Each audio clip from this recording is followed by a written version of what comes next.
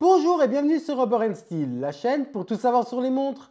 Aujourd'hui, je vais vous dire ce que je voudrais inclure dans ma collection les prochaines années, ce que j'ai comme but final et comment je m'y prends pour financer mes montres.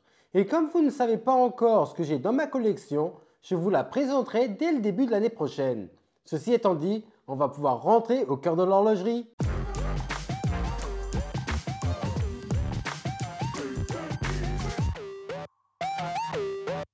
Avant toute chose, allez participer au concours qu'on organise pour vous, où vous avez l'opportunité de gagner une belle petite montre.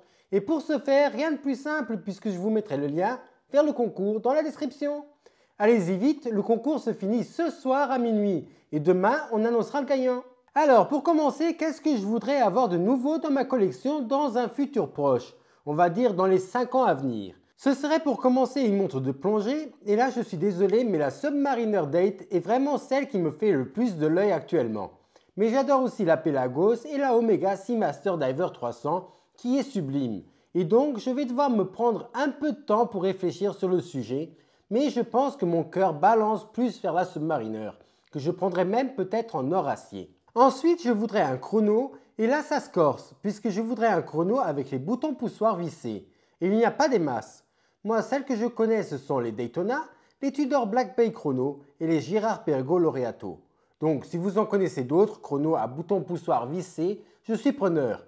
Donc, dites-moi tout ça dans les commentaires. Après, je dois dire que pour moi, c'est la Girard-Perregaux qui gagne, mais je dois voir au niveau de la taille, puisqu'avec ses 42 mm de diamètre, je ne sais pas si ça ira sur mon petit poignet. Sinon, je me tournerai vers le marché secondaire puisque Girard-Perregaux avait dans le passé une gamme de chronos à 38 mm de diamètre, ce qui est génial puisque ça permettait même aux femmes de porter des chronos.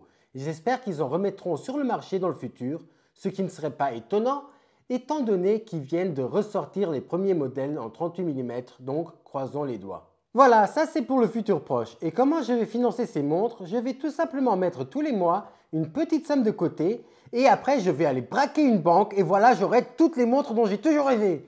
Non, sérieusement, mettre un peu d'argent tous les mois de côté et être patient, c'est la meilleure chose à faire parce que ça reste un hobby et il ne faut pas se mettre dans la merde pour une montre. Pour finir, allons faire un tour dans le futur lointain. Et là, je pense que je vais tout simplement commencer à vendre mes montres existantes pour monter en gamme tout doucement.